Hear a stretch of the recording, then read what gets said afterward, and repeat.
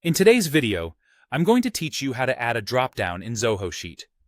This useful skill can significantly enhance the functionality and organization of your spreadsheets, allowing you to create more dynamic and user-friendly documents.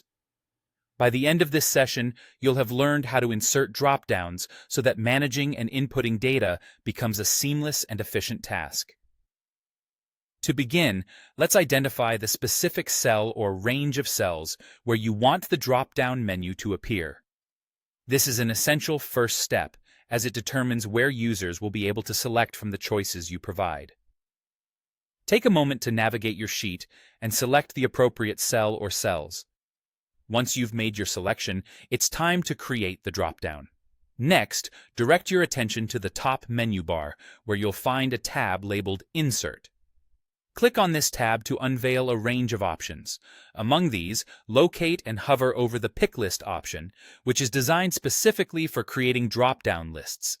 When you're ready, click on Create Pick List. You'll notice that a side panel has opened up on the right-hand side of your screen. This panel is the hub from which you'll customize your drop-down. Now, in this customization panel, you have the opportunity to choose between two modes: Single Select and Multi-Select.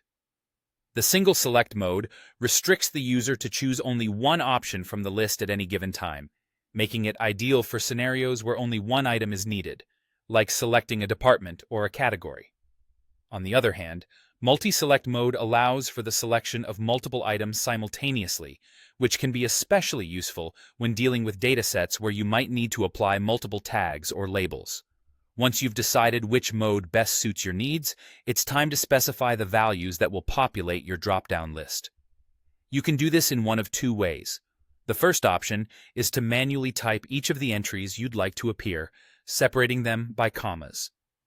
This method is straightforward and works well if you have a specific, predefined set of options.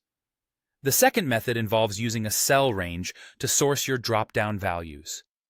With this, you can select an existing range of cells that already contains the values you wish to use.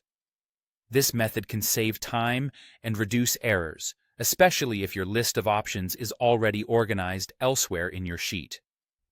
Whichever method you choose, ensure your list is complete and accurately represents the choices you want to offer. Once everything is in place, take a moment to review your choices and confirm that your drop-down functions as intended. And there you have it. By following these straightforward steps, you've successfully added a drop-down to your Zoho Sheet, enhancing the interactivity and efficiency of your data management. Thank you for watching, and I hope you find this feature as helpful as I do in organizing and streamlining your workflow.